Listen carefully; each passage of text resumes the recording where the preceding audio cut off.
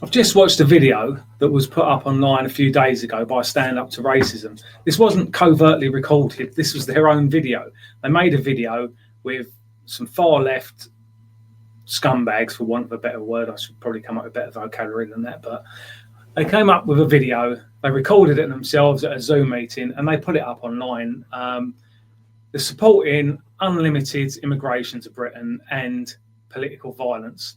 And they should get called out for doing it. Unlimited immigration to Britain would absolutely destroy Britain. It's white replacement. It's what they want. They want to punish us for the perceived sins of our ancestors. It's absolutely disgusting. They wouldn't want any other minority, global minority, treated in that way. But it's completely different when it comes to white people. I'm going to play a few clips now. The first one is Weyman Bennett, the joint leader of Stand Up to Racism. And I never forget the spirit of Walthamstow. I remember before Walthamstow, I'm not going to lie to people on this call, I wasn't exactly confident that it's going to be automatically all right, yeah? I wasn't going to tell you you're going to be safe. And each hour, the Nazis were ringing up saying, I'm coming to get you. This will be the last demonstration you're on, Weyman Bennett. Make sure you enjoy your time. But we turned up on that demonstration. And guess what? None of them turned up. In fact, one of them turned up. And I whispered to one of the stewards to go and whisper in his ear, it's best that you leave the space because it's not safe for fascists or racists to be in a space which is dominated by the majority of us. So I think we have to really celebrate that we have communities that can resist. We have people that are trans, we have women, we have LGBT, we have young and old, we have Jewish communities, we have Muslim communities, we have black communities that have years and years of question of building resistance. We have the trade unions that can make all the difference in terms of the power they have. That was Weyman Bennett, joint leader of Stand Up to Racism. I apologise for the video quality. That was what they uploaded on the Stand Up to Racism YouTube channel. I will link to it in case anyone wants to check that I haven't misrepresented anything that's been said. All the clips I'm about to show are all from the same video. So Weyman was talking about Walthamstow. There was a protest there last year organised by Stand Up to Racism. They claimed that there was going to be a far right protest or attack or something there. It turned out that that was a false rumour that had been set online, possibly by Hope Not Hate. Ricky Jones is up in court in the near future over a statement he made where he appeared to be calling for people to have their throats cut. And Weyman Bennett's talking about this protest as if it's some kind of success, where one of his friends is there calling for people to have their throats cut. Also, you may have heard Weyman mention that there was one person who they deemed to be far right. I don't know how they deemed that. He might have been the only white guy who looked working class who was there. I don't know who it was. It wasn't me. I would like it to have been me. I would have got quite a good video out of that. But as assumably the organizer of the event, or one of the organizers of the events, and a senior member of Stand Up to Racism, he went to one of the stewards and encouraged the steward to go and threaten the guy. And apparently the steward did do that. Hopefully it's a made-up story and they haven't been threatening people, but it's absolutely disgusting. And even a year later, he hasn't thought, oh, perhaps I shouldn't have done that. He's still proud of the fact that they threatened someone. Absolutely disgusting. Next up is Fran Heathcote, the General Secretary of the PCS Union. When Rishi Sunak said stop the boats and Keir Starmer says smash the gangs, we say open, safe and secure routes. There is no need for a single refugee to be forced to cross the channel on a small boat. About 80 people died last year, including a dozen children, making that perilous journey. And why was that? It was because governments refused to open safe routes for people fleeing war and persecution, like we rightly did for those fleeing Ukraine after the Russian invasion. Not a single Ukrainian had to cross the channel by small boat, and we could do that for asylum seekers. And if we did that, we could help so much with this whole situation. So PCS is proud to mobilise against the far right on the streets, in the workplace, and to take governments enacting far right policies to court, and to campaign for fair and equitable policies like safe routes. And we will continue to do that. We have relaunched our safe routes policy. We're desperately seeking a meeting with Yvette Cooper to pursue that work and to articulate an alternative, not just to what we don't want to see, but what would be a good alternative to make things better in this country. So our job is to unite people and to stand up to racism. So we are really proud to support Stand Up to Racism in the work that they're doing, and we will be with all of you every step of the way. See you on the streets, see you in this campaign. Solidarity. Thank you for listening. That was Fran Heathcote, General Secretary of the PCS Union, speaking about 80 people drowning in the English Channel, including a dozen children. That's 80 people drowning, fleeing the EU. They're coming from France. They're not coming from the third world. They're not coming from war-torn countries, unless you include France as a war-torn country. I understand they've got a lot of problems going on there at the moment.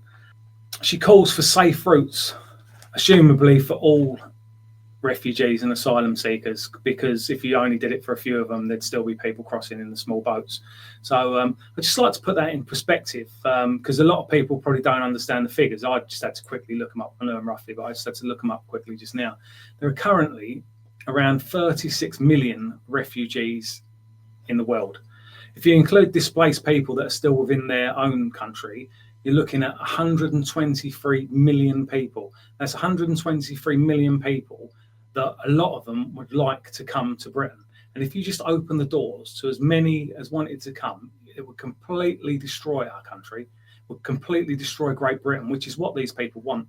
They make out they're all kind and loving and it's to help the asylum seekers and this, that and the other. It's not. It's spite, it's maliciousness, it's out of hate. They want to destroy us. Next up is Diane Abbott. I'm sure everyone's familiar with her. In every generation, we have to fight for migrants. In every generation, we have to contest with those elements in the movement that think that there's some way out of standing shoulder to shoulder with migrants. I know, we all know, that migrants are very glad not to feel isolated. They're very glad that we come out for them. And it's not just that we're coming out to support the migrants, it means we're a better labour movement. It's not just an act of charity, it's about our values, what we stand for, what we're prepared to fight for. So we're going to be on the street in the coming days. I hope to see some of you in Islington, which will be my nearest demonstration. So we cannot allow the fascists to win. We cannot allow Donald Trump to win. We cannot allow Nigel Farage to win. We are going to show them, whether it's verbally, whether it's actually physically contesting with them, we are going to show them that they're not going to win, they can't win, and the British people are better than that. Thank you very much. So that was Diane Abbott. Although she's had the Labour whip removed from her, she's still a sitting MP and she's calling for violence. She's calling for physical confrontation on the streets. She's not calling for people to peacefully protest. She's not calling for debate. She's not calling for petitions or campaigning. She's calling for people to be physically confronted in the streets because that's all they know, these people, violence. She supported the IRA. She supported the Black Lives Matter movement and generally supports violence. Obviously, she won't be doing it herself because people like her, Jeremy Corbyn and Weyman Bennett very rarely engage in physical violence themselves. They'd much rather get other idiots to do it. People like Paul Sillett or Ricky Jones, or they get other idiots to do it for them. Absolutely disgusting. And Diane Abbott is the president of Stand Up to Racism, formerly known as the UAF. An organisation that is openly violent. They print placards, they print leaflets saying smash the National Front, smash the BNP, smash the EDL, and things like that. I've been on a National Front demonstration where we've been physically attacked.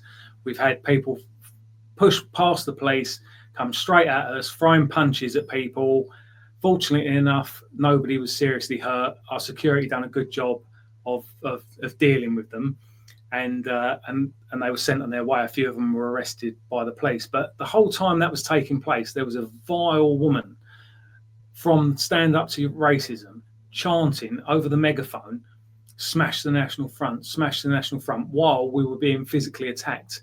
This isn't a matter of like smash us politically. They want physical violence. They always want physical violence. Next up is Jeremy Corbyn, another former Labour MP, still an MP and independent, is setting up his own political party at the moment. And he's another one who's invited members of the IRA to speak. He's another scumbag. A lot of what's been said about him with the Israel-Palestine stuff is unfair. I will add that in there because I don't like to just pile on people with a load of rubbish. But he's a lefty. He supports open borders, and he hates Britain. I remember back to 1968 when Powell made that speech. Disgusting, disgraceful, presented as though somehow or other the solution to all the problems of then levels of unemployment, inequality, that case in Birmingham in 1968, were all created by the people who themselves had created the National Health Service, were running the transport industry, and actually working in a lot of the very hard, heavy industry in Birmingham. The foundries, the engineering works, and all those other places. Many people work there, from Jamaica, from Nigeria, from India, from Pakistan, and so on. They're the ones that created the economic system and benefits that the rest of us have all benefited from. And so when we oppose the far right now, we have to think back to those that have stood up in the past to oppose the rise of the far right. It's not an exaggeration to say the rise of the Nazis in Britain in the 1920s and particularly the 1930s, when there were the marches led by Oswald Mosley in the East End and other places, was stopped by working class communities, a combination of the Irish community, the Jewish community, the black community in London. They turned out in Cable Street and other places. They turned out to show that they were not prepared to allow these fascists to divide us. That lesson applies just as much today as it did then. We cannot allow ourselves to be divided. So when these people assemble outside hotels that are housing refugees, ask yourself this question. All they want to do is harass and damage those people that are in those hotels. Do those people want to be in those hotels? No. They want to work. They want to contribute. They want to be part of our society and our community. But they're kept in poverty and forced to live in these hotels for months, if not years, at a time. It is simply a crazy, horrible system that's designed to create problems. And the idea, as Donald Trump seems to think, that anybody coming on a boat from France is somehow or other an enemy. Diane and others, me, and been to Calais and talked to those people that are in a desperate situation. Nobody would willingly risk themselves and their children's lives getting into those rubber boats to try and cross the channel. Even on a calm summer's day, you wouldn't risk it unless you were utterly desperate. So to say it's all the fault of the people smugglers is not entirely true. The people smugglers have had a market created for them by this particular system. We need safe routes for people to seek safety and asylum, and recognize the wars in Afghanistan, in Iraq, in Syria, in Libya, have all created massive refugee flows of people that are desperate to try to get to a place of safety. Let's support them and not allow the victims to be demonized in the way that they are. This Saturday in Islington, there will be a demonstration. There'll be a demonstration to support those people that are in that hotel, just as there was in Epping last week, just as there was a year ago when we stood up against the far right outside all our mosques and synagogues and so on all over the country. And so let that be the message and the example, that we can stand together. We can give people hope.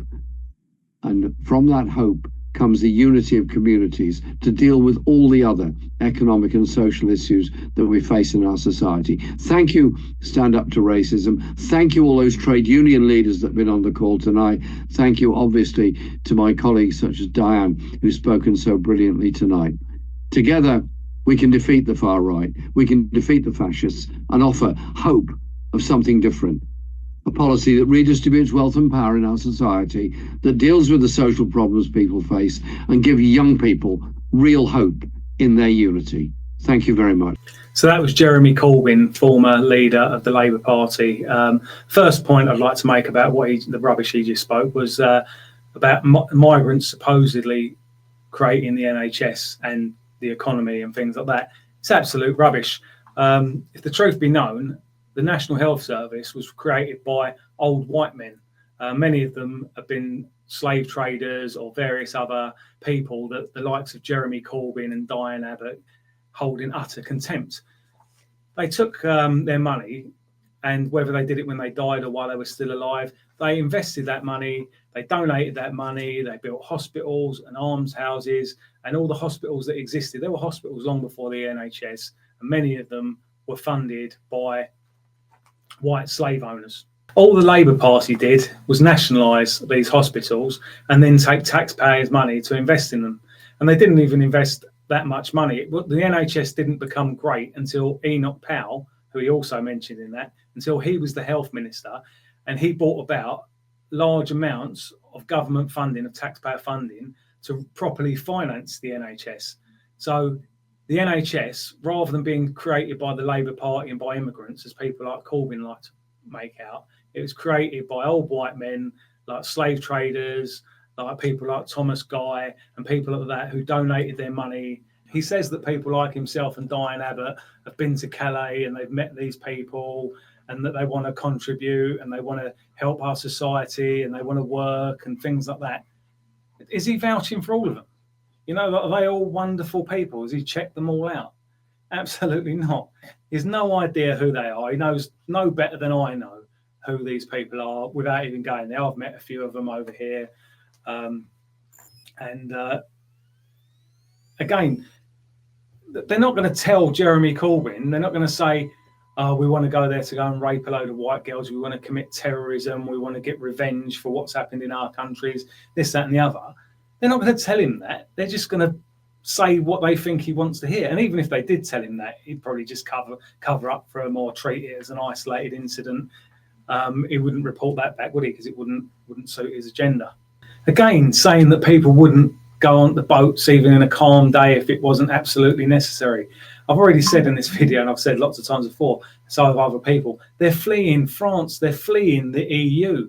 They're not getting in those boats and coming all the way from Africa or Syria or anywhere like that. They're fleeing from the EU. They're coming here to soft touch Britain. And again, if people implement safe routes for them, enough safe routes to stop people from coming over on the boats, you're looking, there's 123 million people displaced in the world. And then probably a lot of others who aren't even displaced will probably want to jump on that as well. You're looking at the complete open borders collapse of Britain if you let all these people in. And that's what people like Jeremy Corbyn, Diane Abbott, Weyman Bennett, that's what they want. It's interesting that Jeremy Corbyn celebrates what's commonly referred to as the Battle of Cable Street, which for those who aren't aware was a confrontation in the East End of London just before the Second World War, where the police were attacked by communists, by Jews, Irish, blacks, various other groups, although there weren't that many blacks in Britain at that time. The police were attacked by vile communists who were rolling marbles under police horses. They didn't actually have a proper go at the BUF at the time because the police did a good job of dealing with them, but it was them attacking the police. And then now, when the police get attacked on a much smaller scale than Cable Street, Jeremy Corbyn condemns the people doing it. I'll condemn the people for doing it as well. People shouldn't be attacking the police. I'm aware there's on certain occasions where people have had to defend themselves, but generally it's best to avoid confrontation with the police. But Jeremy Corbyn and that, they celebrate it. When it's their people doing it, they're heroes. They need murals put up for them and things like that. They're not. They're violent scumbags. Again, a lot of them were let into this country as refugees. They were Jews who'd fled from Europe, come here, and then were attacking our police because they didn't agree with political parties rallying for causes that they didn't agree with. Almost 100 years ago, refugees causing problems in Britain. Present day, more refugees causing problems in Britain. I will agree with Jeremy Corbyn on one point, though, that this refugee problem has been caused by these foreign wars.